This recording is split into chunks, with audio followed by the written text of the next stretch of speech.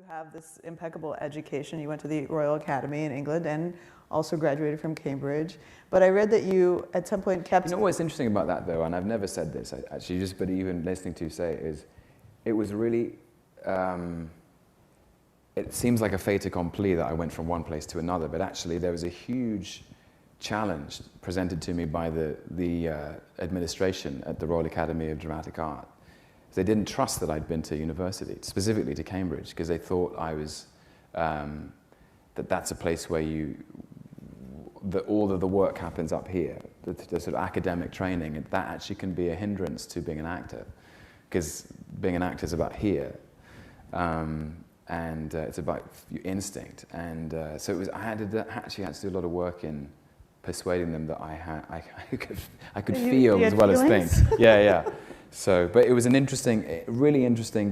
One doesn't necessarily follow the other. They're very different kinds of course. You know, the academic training at Cambridge is very rigorous, and I loved it. But being at RADA was about putting all that to one side. And I remember Irish guy said to me when I joined up. He said, "You know, look, you've been to Cambridge and that's all very impressive, and you know, put your brain to one side. Now it comes from your balls." So I took that as a you put that, that's like a sampler that you stitched onto a pillow now, right? Yeah. Keep that at home. Yeah. Well, but I did read that you, even though you had the success and you obviously excelled academically and in drama school, you also kept an audition diary, which was like a catalog of failures in your early days. Wow, you really know, yeah. Yes, I did. Yeah, well, you know, it's interesting. When I started auditioning, I wanted to make sure that I remembered everybody I was meeting. I just wanted to make sure I didn't forget people and remember their names. Very important in life to remember people's names, I feel. And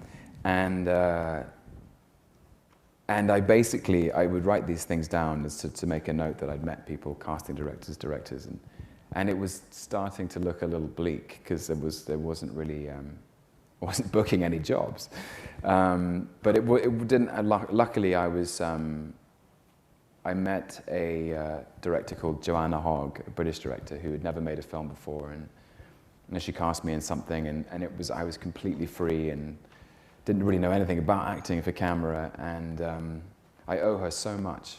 It was a very small British film called Unrelated we made, and it was about a sort of previously dysfunctional family going on a holiday to Italy to try and find a way to be back together again. It never quite worked. And it was very true to life and very naturalistic, and we improvised a lot. And I learned more about the discipline of being true on camera than I ever had before. Did you, at some point though, before that happened, think, I'm going to hang this up? Did you have a plan B of any kind? Not really. I think plan Bs are dangerous because you'll always, people I think tend to lean on them.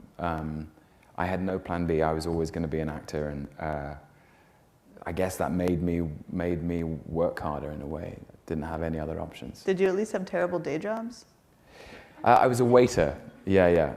But you know, it was actually a great sort of people watching experience being a waiter. You know. It's a classic. Were you a good waiter or a bad waiter? I don't know. I never thought about it. Well, yeah, you don't have tips, I guess, in England, so it doesn't... Actually, we do, but we're just not as generous as you guys. Glad you said it. Yeah, but yeah, it was interesting. It was really interesting. I paid attention to people who were nice to me and people who weren't, and resolved to always be nice to waiters, essentially. But I actually enjoyed the camaraderie of it, you know. You can do a lot of people watching as a waiter, so it's good for a young actor to look at different kinds of people coming through the door.